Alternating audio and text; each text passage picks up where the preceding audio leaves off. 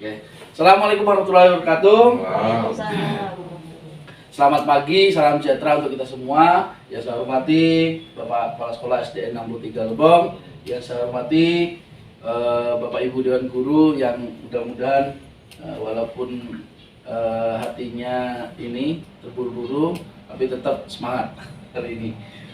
Baik Bapak Ibu, izinkan saya untuk memaparkan sedikit tentang penerapan budaya positif yang telah kami pelajari pada CGP Angkatan 6 tahun 2022. Yang pertama yaitu teori kontrol. Yang pertama, ilusi guru mengontrol murid, ya. Yang kedua, ada ilusi bahwa semua penguatan positif efektif dan serta bermanfaat. Yang ketiga, ilusi bahwa kritik dan membuat orang merasa bersalah dapat menguatkan suatu karakter, terutama untuk murid. 4. Ilusi bahwa orang dewasa memiliki hak untuk memaksa. Nah, ini merupakan 4 teori kontrol yang dipelajari pada saat penerapan CGP di Angkatan 6. Kemudian selanjutnya ada makna disiplin dalam rangka menciptakan lingkungan positif, ya. Salah satu strategi yang perlu kita tinjau kembali adalah penerapan disiplin di sekolah kita. Apakah telah efektif? Apakah masih perlu ditinjau kembali? Dan apakah sesungguhnya arti dari disiplin itu sendiri? Mungkin ada bisa dari Bu Lucy, apakah telah efektif Bu Lucy untuk penerapan di sekolah kita, Bu Lucy, kira-kira? Belum terlalu. Oh, belum terlalu. Jadi perlu ditingkatkan ya Bu Lucy ya. Nah, jadi perlu ada peningkatan kembali untuk disiplinnya. Kemudian apakah masih perlu ditinjau kembali Bu Lucy kira-kira? Masih perlu ya? Nah, masih perlu ditinjau untuk mengenai disiplin. Kemudian apakah sesungguhnya arti disiplin itu Bu Lucy kira-kira? Kalau menurut Bu Lucy? Disiplin itu banyak macamnya. Oh, banyak macamnya Bu Lucy ya. Salah satunya Bu Lucy yang paling disiplin ini. Waktu. Oh, disiplin waktu ya. Masih banyak ya Bu Lucy ya. Terutama narasumber juga masih ini ya. Masih kurang disiplin waktu. Nah, terima kasih Bu Lucy. Nah, ini makna disiplin ya. Disiplin dalam arti yang sebenarnya adalah bagaimana cara kita mengontrol diri dan bagaimana menguasai diri untuk memilih tindakan yang mengacu pada nilai-nilai kita yang menghargai. Kemudian, seseorang yang memiliki disiplin diri berarti mereka bisa bertanggung jawab terhadap apa yang dilakukan karena mereka berdasarkan tindakan mereka pada nilai-nilai kewajiban universal. Jadi, seseorang itu melakukan disiplin itu ya berdasarkan keyakinan dirinya. Apakah munculnya itu semua itu berdasarkan dari niatnya dalam diri. Kalau udah niat, ya insya Allah terjadi seperti itu. Jadi kalau udah niat mau disiplin, insya Allah ada komitmen bersama, insya Allah juga akan terjadi. Selanjutnya nilai kebajikan. Nah, ini ada beberapa nilai kebajikan yang saya pelajari dari profil pelajar Pancasila, yaitu beriman bertakwa kepada Tuhan Yang Maha Esa dan berakhlak mulia. Jadi pada nilai kebajikan ini mendorong kita untuk selalu beriman bertakwa tentunya kepada Tuhan Yang Maha Esa serta berakhlak mulia. Nah, jadi itu merupakan dorongan utama nilai kebajikan yang ada di peserta CGP. Jadi harus beriman, harus bertakwa, dan serta yakin adanya Tuhan Yang Maha Esa. Kemudian bernalar kritis. Jadi di samping tuntutan beriman bertakwa, yang dituntut nilai kebajikan yaitu bernalar kritis, ya, bernalar kritis terhadap situasi dan kondisi yang ada di sekolah. Kemudian yang ketiga yaitu berkebinekaan global. Jadi berwawasannya tidak hanya yang lokal-lokal saja, berwawasannya harus lebih luas kembali, ya, lebih luas, yaitu cakupannya itu nasional maupun internasional. Kemudian mandiri di sini bisa mengembangkan diri, ya, mengembangkan diri, tidak menunggu pelatihan dari dinas, seandainya seperti itu. Jadi pelatihan salah satunya contohnya nanti yang akan kita ikuti misalnya workshop PGRI, berarti kan itu kan niatan dari organisasi untuk melaksanakan, dan itu juga kita dukung seperti itu kan gitu. Jadi mandiri, apa yang merasa kita butuhkan itu yang ingin kita capai seperti itu. Kemudian bergotong royong. Jadi dalam nilai kebajikan itu dituntut untuk bergotong royong. Bergotong royong itu tidak bisa ditimbulkan pada kelas kita masing-masing, dari sekolah itu rasanya sudah diterapkan.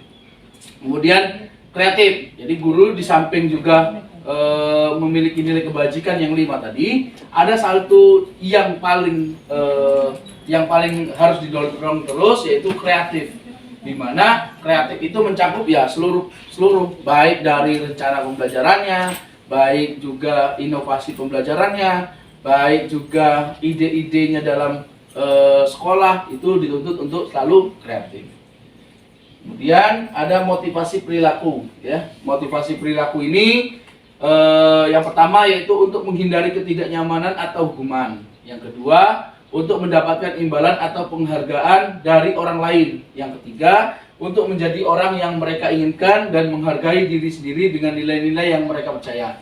Nah, yang pertama, kalau untuk menghindari ketidaknyamanan atau hukuman, jadi apa motivasi utama perilaku manusia itu? Apakah untuk menghindari ketidaknyamanan atau hukuman? Oh, nanti seandainya kita telat, nanti kita dihukum.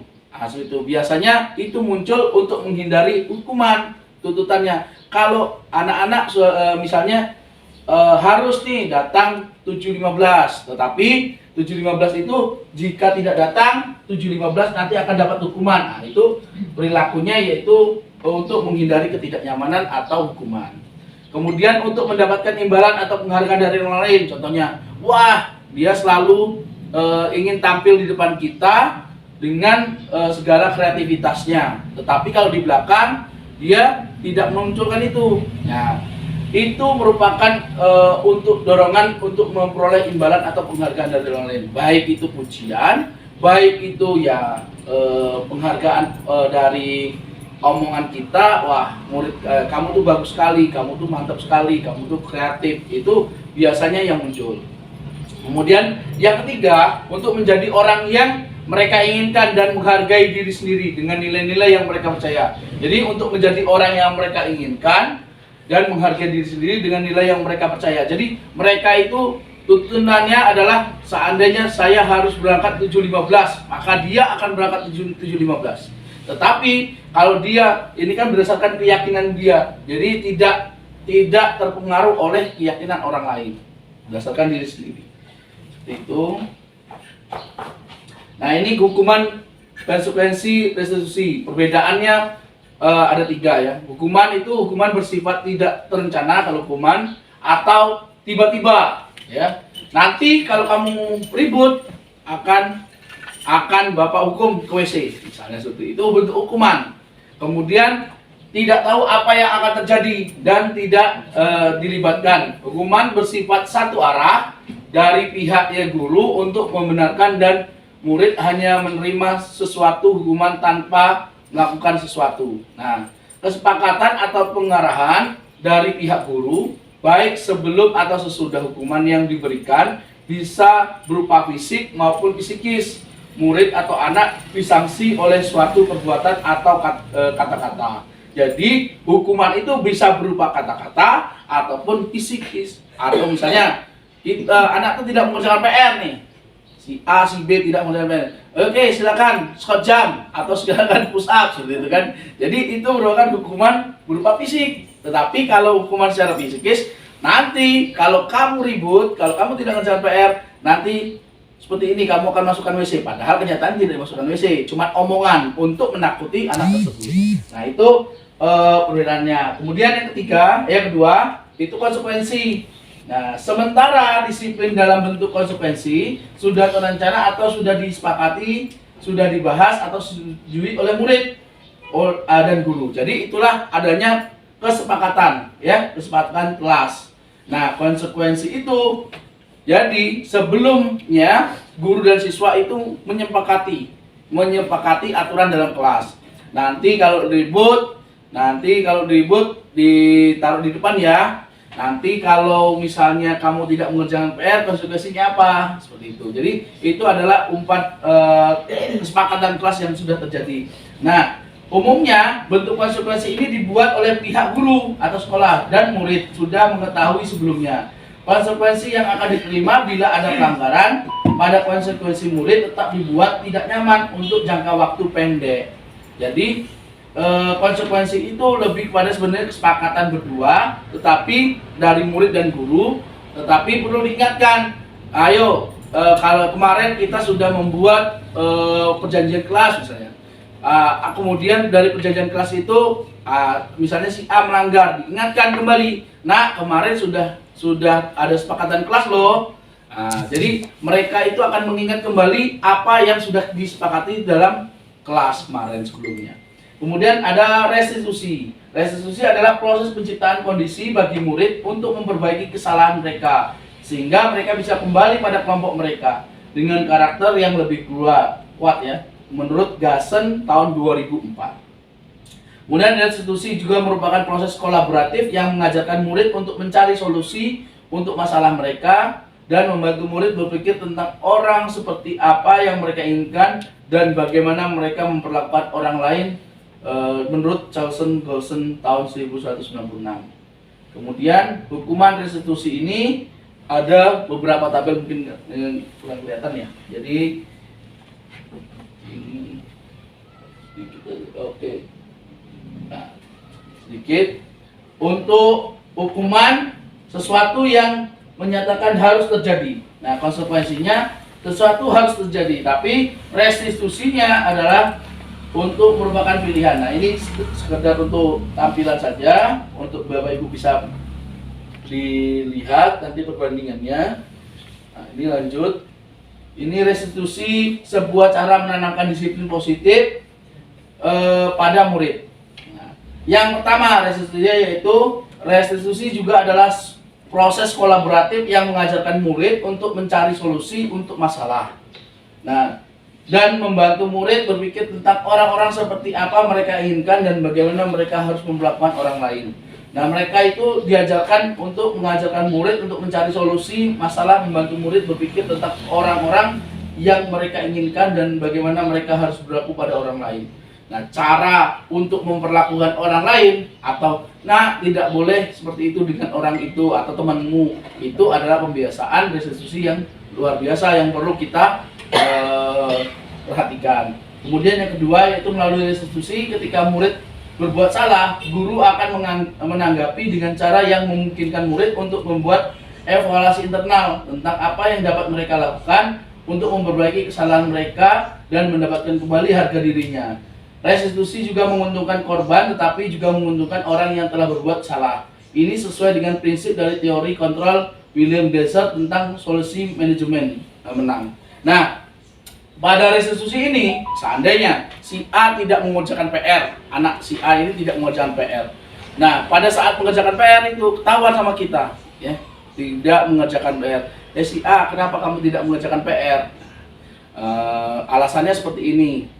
Tahukah kamu, ya, tahukah kamu hasil kesepakatan kelas yang sudah kita buat kemarin? Tahu Pak, misalnya. Kemudian apa?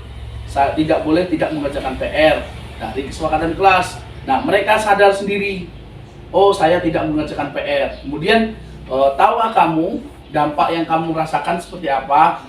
Saya ketinggalan pelajaran, saya seperti ini, saya tidak bisa mengikuti pelajaran selanjutnya. Itu berdasarkan pemikiran dari anak tersebut, yaitu pelaku tersebut misalnya. Jadi mereka akan, terus kalau misalnya kamu tidak mengerjakan PR sekarang, apa yang akan kamu lakukan selanjutnya? Saya akan berusaha seperti ini, atau memperbaikinya agar tidak lagi terjadi mengerjakan PR. Jadi saya akan berusaha untuk mengerjakan PR. Nah, itu harapannya mereka muncul kesadaran mereka sendiri. Nah, memunculkan itu perlu kerja keras dari guru. Ya, seperti itu. Jadi perlu ada manajemen di kelas agar siswa itu sadar akan kebutuhannya terhadap tugas tersebut. Nah, restitusi ini yang pertama ada juga restitusi bukan untuk menebus kesalahan, namun untuk belajar dan dari kesalahan. Kemudian restitusi memperbaiki hubungan. Restitusi juga bisa mencari kebutuhan dasar, mendasari tindakan. Yang keempat, restitusi adalah tawaran bukan paksaan. Jadi bagaimana seharusnya? Seharusnya seperti ini. Itu kan tawaran. Jadi tidak dipaksa. Kamu harus mengerjakan PR. besok kamu harus kumpulkan. Tidak seperti itu. Restitusi mengajarkan bahwasanya restitusi adalah tawaran.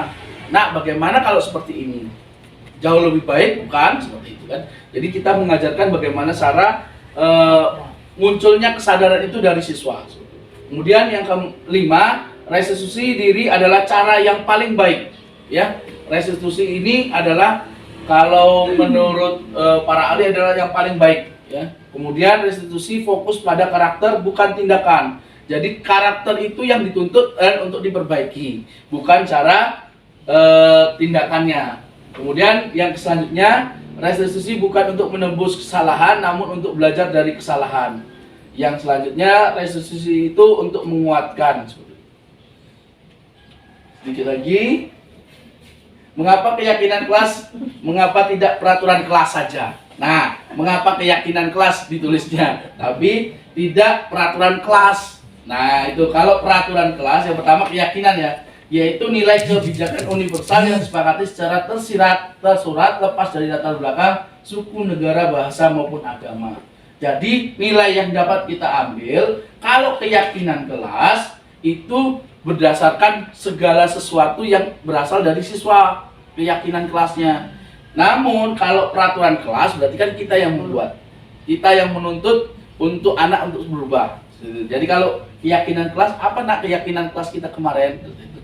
Kalau bahasanya peraturan kelas kan peraturan yang sudah kita buat, itu kan guru yang membuat.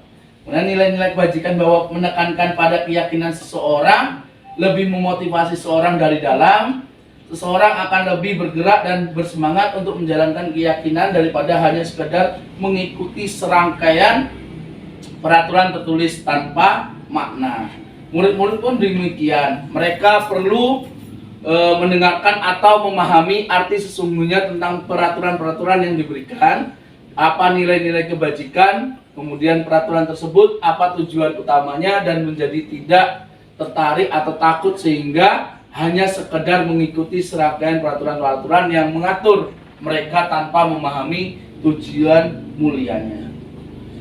Prosedur pembentukan keyakinan kelas. Nah, ini prosedur keyakinan kelas. Yang pertama yaitu susunlah keyakinan kelas sesuai prosedur pembentukan keyakinan sekolah atau kelas. Gantilah kalimat-kalimat dalam bentuk negatif menjadi sesuatu yang positif. Contoh kalimat negatif, jangan berlari di kelas atau koridor. Nah, kalimat positifnya itu berjalanlah di kelas atau di koridor. Ya, itu kalimat positif menyindir tapi secara halus. Dua, tinjau ulang keyakinan sekolah atau kelas secara bersama-sama. Seharusnya setelah beberapa peraturan telah disatukan menjadi beberapa keyakinan, maka jumlah butir pernyataan keyakinan akan berkurang. Sebaiknya keyakinan sekolah kelas tidak terlalu banyak, bisa berkisar antara 3-7 prinsip keyakinan. Bila terlalu banyak, maka warga kelas akan sulit mengingatnya dan akibatnya sulit untuk dijalankan. Jadi buat sesuatu prinsip itu 3-7 saja yang prinsip, tetapi itu yang selalu ditanamkan untuk terus dilaksanakan. 3. Keyakinan sekolah kelas selanjutnya bisa dilekatkan di dinding, di kelas, di tempat, atau mudah dilihat semua warga kelas. Kalau guru berarti dilekatkan ini di depan sini. Guru sebaiknya seperti ini, ya. Kebutuhan dasar manusia. Nah, kebutuhan dasar manusia itu kalau di sini yang pertama yaitu seluruh tindakan manusia memiliki tujuan tertentu. Semua yang kita lakukan adalah usaha sebaik kita untuk mendapatkan apa yang kita inginkan. Ketika kita mendapatkan apa yang kita inginkan, sebetulnya saat itu kita sedang memenuhi satu atau lebih dari kebutuhan dasar. Kemudian yaitu kebutuhan untuk bertahan hidup, kasih sayang, rasa diterima, kemudian kebebasan, kesenangan, yaitu penguasaan. Nah, dari kebutuhan-kebutuhan itu yang paling mendasar adalah kebutuhan untuk hidup. Jadi manusia memiliki kebutuhan untuk hidup yang paling utama. Kemudian kedua, ketika seseorang murid melakukan sesuatu perbuatan yang bertentangan dengan nilai kebajikan atau melanggar peraturan, hal ini sebenarnya dikarenakan mereka gagal memenuhi kebutuhan dasar mereka. Jadi murid itu melanggar karena mereka merasa tidak terpenuhi akan nilai-nilai yang mereka butuhkan. Ya, mereka misalnya melakukan iseng atau keisengan dengan yang lain. Pada dasarnya mereka tidak mendapatkan kasih sayang dari pihak di dalam keluarganya, sehingga mereka melampiaskannya di sekolah seperti itu. Jadi pada umumnya seperti itu terjadi. Ini adalah kebutuhan manusia, yaitu penguasaan, kasih sayang, rasa diterima, kemudian kesenangan dan kebebasan. Ada 5 posisi kontrol pada saat kita menjadi ini ya, di posisi di warga sekolah, yaitu sebagai penghukum, pembuat rasa bersalah, teman, pemantau, atau manajer. Jadi pada saat kita menghadapi suatu masalah, kita bisa jadi suatu penghukum, menjadi suatu penghukum, atau membuat rasa bersalah pada siswa tersebut, atau menjadi teman bagi siswa tersebut, atau sebagai pemantau pada siswa tersebut, atau sebagai manajer dari siswa tersebut.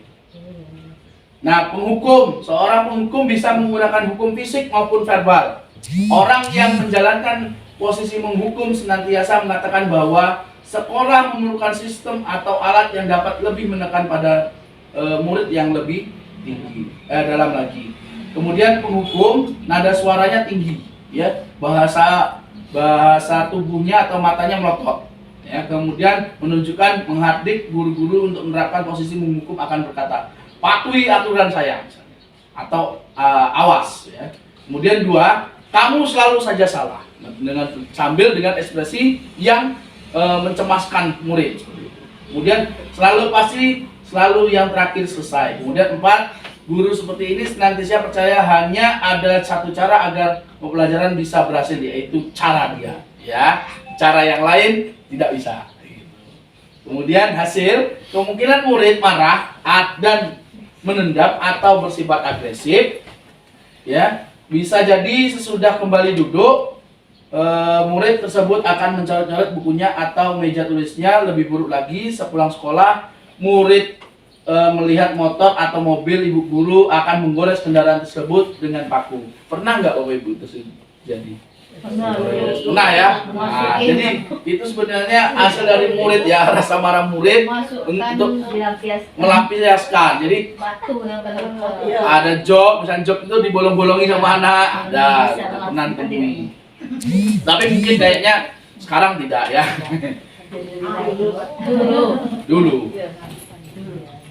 Nah, ini pembuat merasa bersalah. Pada posisi ini biasanya guru bersuara lebih lembut. Nah, ya, lembut bahasanya. Pembuat rasa bersalah akan menggunakan keheningan yang membuat orang lain merasa tidak nyaman atau bersalah dan rendah diri.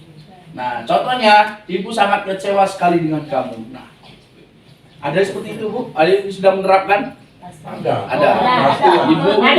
Ibu-ibu ini saya rasakan punya jiwa itu. Kemudian 2, berapa kali Bapak harus memberitahu kamu, ya? Nah, itu. Apakah sudah 1000 kali, ya? 3, gimana coba kalau orang tua kamu tahu berbuat kamu seperti ini? Itu halus nadanya, tetapi nyeleket. Nah, kemudian nyelekit, ya.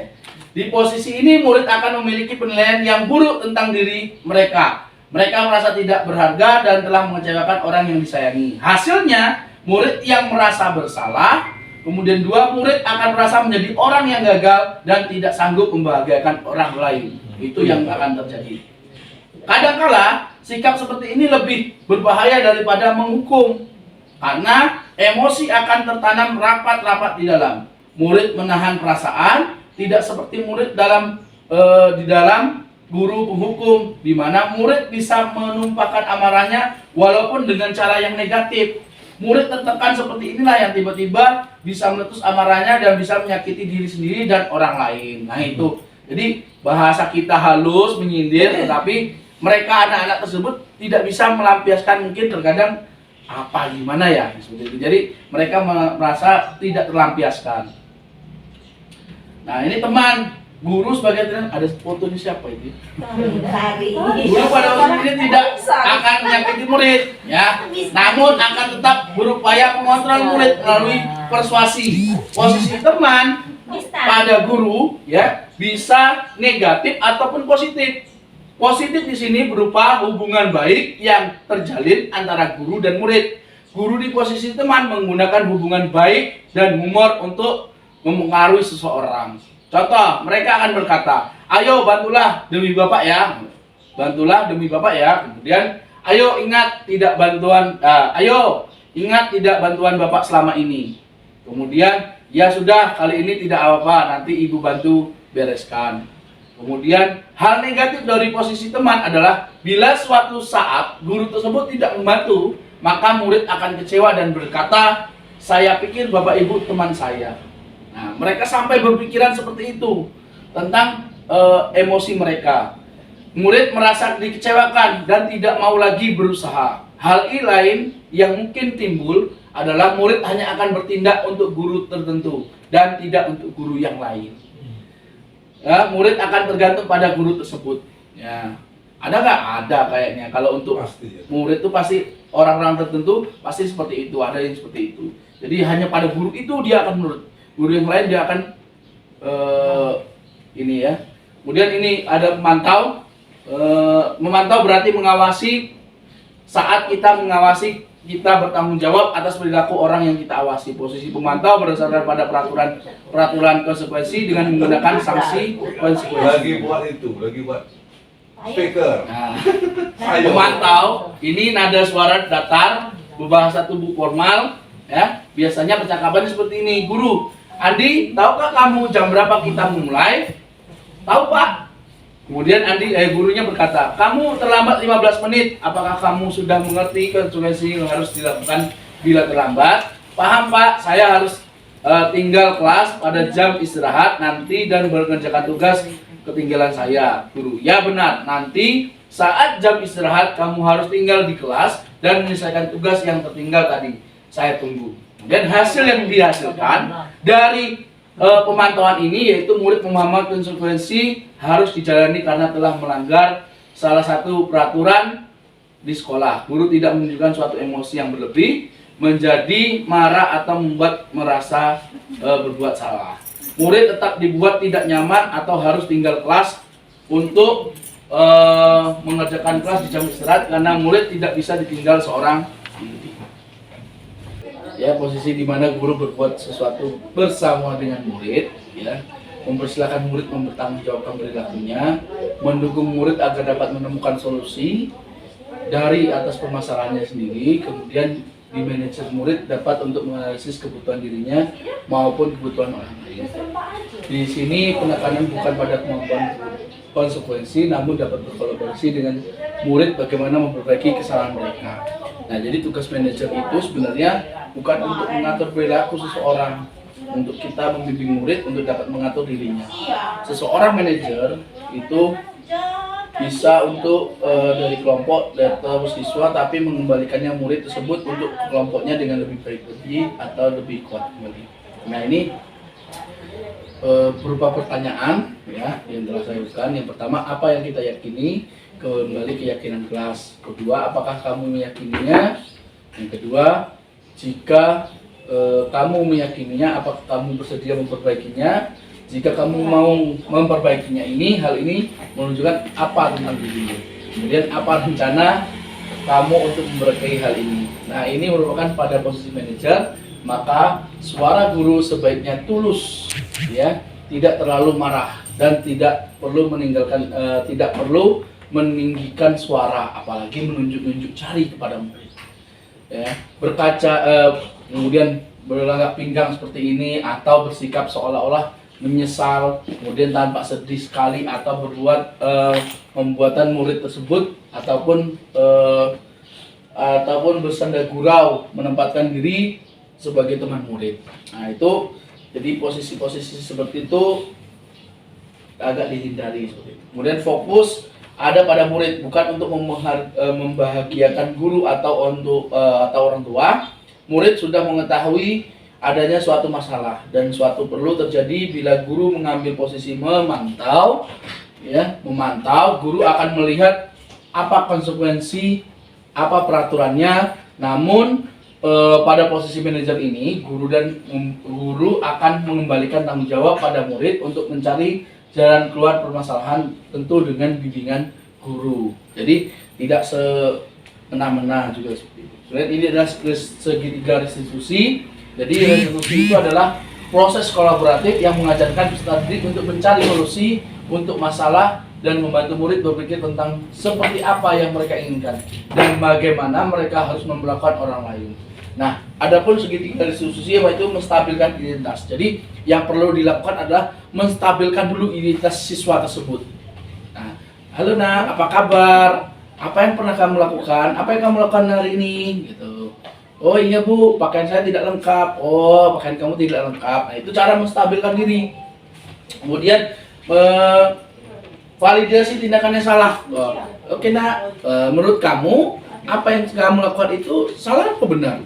Itu merupakan validasi untuk mencari bukti bahwa bukti itu disadari oleh siswa tersebut. Kemudian ketiga, menanyakan keyakinan kelas. Nah, berdasarkan itu, ingat nggak kamu keyakinan kelas yang kita buat? Nah, itu di segitiga restitusi yang harus kita jalankan dan harus kita terapkan sehingga momentum itu dapat berhasil dijalankan. Nah, ini sisi menstabilkan identitas. Banyak cara ya. Ada beberapa cara. Berbuat salah itu tidak apa-apa, tidak ada manusia yang sempurna. Ini contoh-contoh. Kemudian saya juga pernah melakukan kesalahan seperti itu. Kita bisa menyelesaikan ini. Nah, itu tuh merupakan kalimat-kalimat yang harus untuk anak seperti itu. Kemudian kita ketika kita merasa bersalah, kita mengalami kegagalan. Dalam kondisi ini, orang akan cenderung untuk menyalahkan orang lain atau mempertahankan diri daripada mencari sebuah solusi. Nah, ini validasi tindakan. Jadi setiap tindakan itu kita lakukan dengan sesuatu tujuan, yaitu memenuhi kebutuhan dasar. Kalau kita memahami kebutuhan dasar apa yang mendasari sebuah tindakan, kita akan bisa menemukan cara paling efektif untuk memenuhi kebutuhan tersebut. Kemudian, adapun kalimat-kalimat di bawah ini mungkin terdengar asing buat guru, tetapi bila diarahkan dengan nada-nada tanpa menghakimi atau akan validasi kebutuhan mereka, contohnya, padahal kamu bisa melakukan yang lebih buruk dari ini ya. Nah, itu. Kamu pasti punya alasan mengapa melakukan hal ini. Kemudian kamu patut bangga pada dirimu sendiri karena kamu telah melindungi sesuatu yang penting buatmu. Nah, ini restitusi tidak menyarankan guru bicara ke murid bahwa melanggar aturan adalah sikap yang baik. Tapi dalam segitiga restitusi, guru harus memahami alasannya dan paham bahwa setiap orang pasti akan melakukan yang terbaik di waktu-waktu tertentu. Jadi ketika murid tidak memakai seragam, itu mungkin ada sesuatu yang terjadi pada dia. Ataukah tiba-tiba bajunya sobek, tetapi nilai positifnya anak tersebut datang ke sekolah. Kalau murid yang tidak berkeinginan untuk belajar, pasti dia tidak akan masuk ke sekolah karena hanya dengan menggunakan baju yang berbeda. Nah, itu adalah pemahaman validasi tindakan yang harus dilakukan. Nah, ini ketika kita tolak anak yang sedang berbuat salah, dia akan tetap menjadi bagian dari masalah. Namun bila kita memahami alasan melakukan sesuatu, maka dia akan merasa dipahami dan dimengerti. Jadi tidak boleh menjudgment sesuatu tertentu. Kemudian menanyakan keyakinan. Teori kontrol menyatakan bahwa kita pada dasarnya termotivasi secara internal ketika identitas sukses telah dicapai, langkah pertama, dan tingkah laku yang salah telah dibatasi, langkah kedua. Maka anak-anak akan siap untuk dihubungkan dengan nilai-nilai yang dia percaya dan berpindah menjadi orang yang dia inginkan. Pertanyaan-pertanyaan di bawah ini menghubungkan keyakinan anak dengan keyakinan kelas atau keluarga. Contoh, apa yang kita percaya sebagai kelas atau keluarga? Yang kedua, apa nilai-nilai umum yang kita telah sepakati? Kemudian yang ketiga, apa bayangan kita tentang kelas yang ideal? Selanjutnya, kamu mau jadi orang yang seperti apa sih? Kemudian penting untuk menanyakan ke anak kehidupan seperti apa nantinya yang mereka inginkan. Apakah kamu ingin menjadi orang yang sukses? Apakah ingin menjadi seorang presiden? Apakah ingin menjadi seorang DPR? Itu. Jadi mereka akan belajar tentang bertanggung jawab atau bisa dipercaya. Kebanyakan anak akan mengatakan iya, tapi mereka tidak tahu bagaimana caranya menjadi orang yang seperti itu. Guru dapat membantu dengan bertanya, seperti apa jika mereka menjadi orang yang seperti itu. Ya, ketika anak sudah mendapatkan gambaran yang jelas tentang orang seperti apa yang mereka inginkan, guru dapat membantu anak-anak tetap fokus pada gambaran tersebut. Jadi akan membuat tetap fokus kepada tujuannya. Oke, terima kasih. Terima kasih atas yang mungkin Ibu Marda ada yang mau ditanyakan atau mau disampaikan, Bu? Silakan, saya persilakan Bu Marda. Untuk apa yang tentang apa tadi ya? Keyakinan kelas boleh, Tentang keyakinan kelas. atau penerapan budaya positif ini secara keseluruhan boleh. Ya, penerapan dari kelas saja Bu, gak apa-apa Bu. Jadi apa budaya positif yang telah kita ajarkan selama ini menurut Bu, Ibu seperti apa Bu? Kalau menurut Ibu mungkin bisa disampaikan, atau menurut perasaan Ibu seperti apa sih gitu? Perasaan Ibu selama ini mungkin, apakah sudah menuju penerapan positif budaya yang telah diterapkan, mungkin seperti itu. Gak apa-apa Bu. Oke Bu, ini yang teori kontrol, jadi disiplin. Nah, ini adalah nilai-nilai kebajikan yang dilakukan. Nah, ini sebuah proses.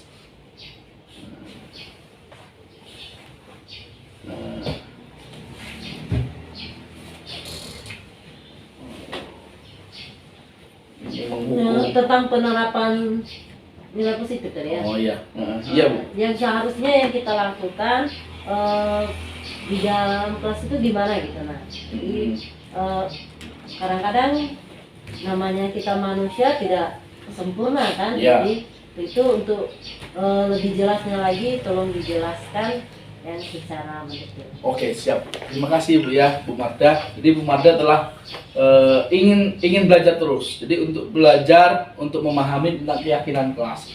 Jadi di dalam sekolah ini ada beberapa langkah yang bisa Ibu Marda lakukan di kelas. Berhubung Ibu Marda guru agama ya Bu ya. Nah, guru agama itu juga bisa diterapkan di kelas agama ya. Di seluruhnya itu dari kelas 1 sampai kelas 6 juga bisa dilakukan.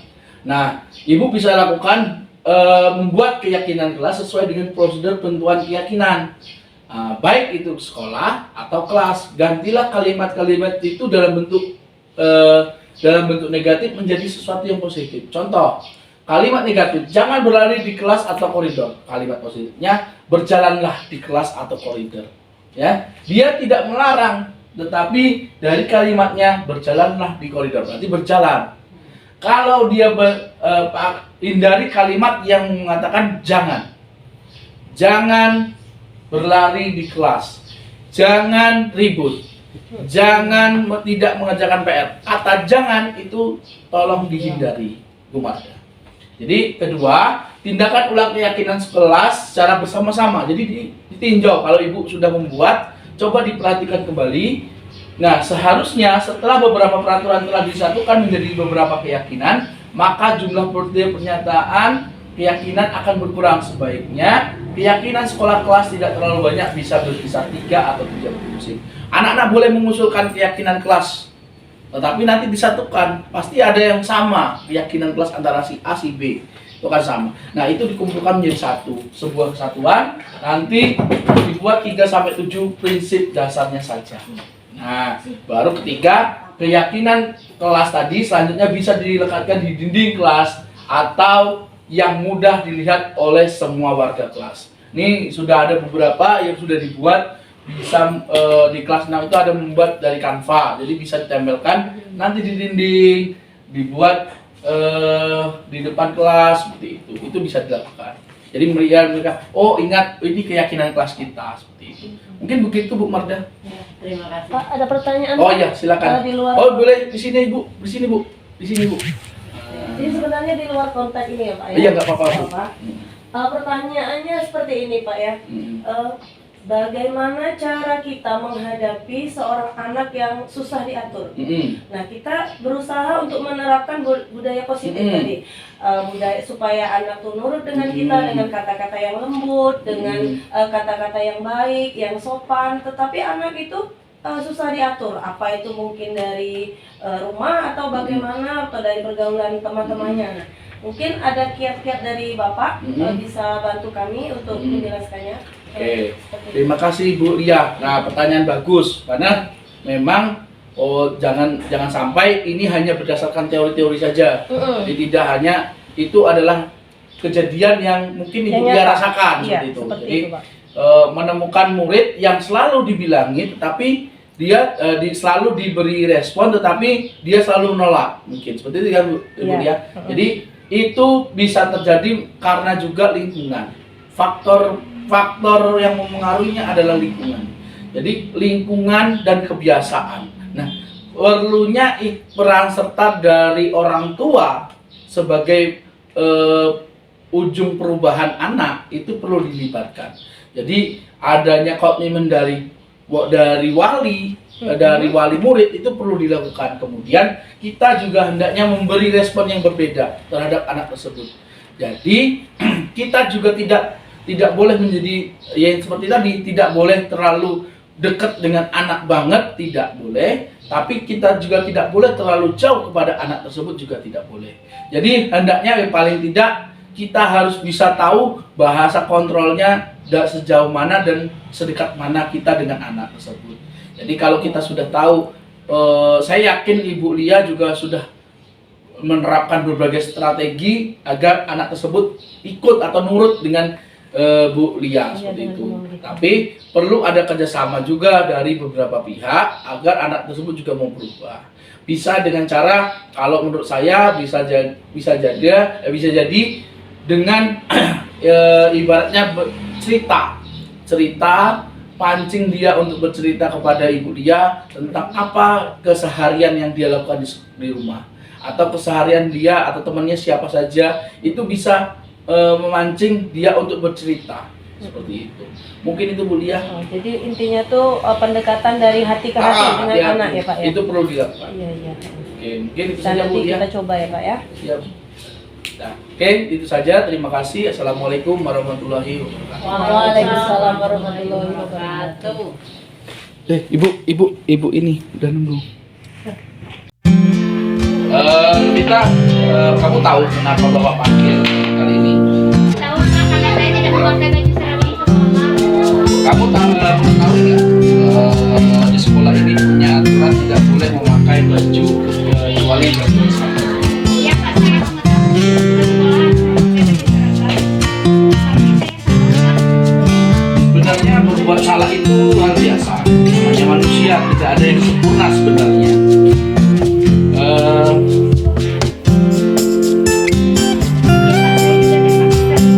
Ya padahal kalau kamu mau, kamu bisa ajarkan tidak sekolah kan sebenarnya. Tapi kamu masih mau bersekolah walaupun tidak memakai baju seragam. Saya dan Bapak tidak tertarik sih dengan kesalahan kamu, tapi Bapak ingin mengetahui mengapa kamu tidak memakai baju seragam pas ada alasannya.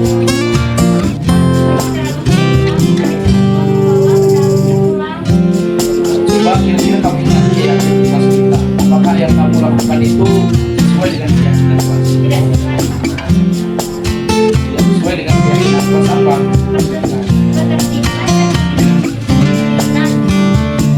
Baiklah, jadi masalah pasti ada terkait dengan kamu memperbaiki masalah ini. Apakah yang kamu lakukan itu untuk memperbaiki masalah ini? Kira-kira? Sepulang sekolah saya akan mencari baju, saya juga akan minta ibu saya untuk membantu. Nah, lalu ada cara lain juga untuk tidak gitu. Saya akan membeli baju baru dari tabungan saya Pak. Lalu setelah kamu memiliki baju baru, kira-kira apa yang kamu lakukan agar memperbaiki baju?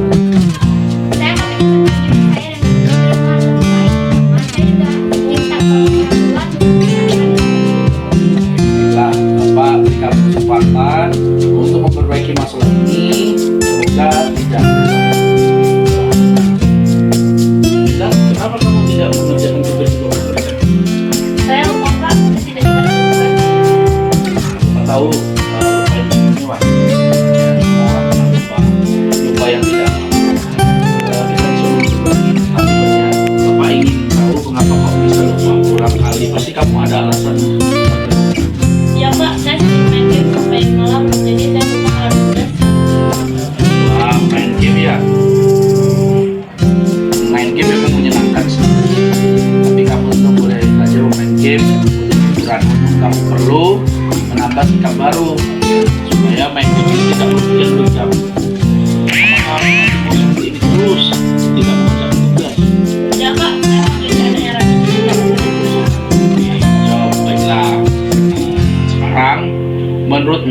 tindakanmu sesuai dengan keyakinan kelas kemarin?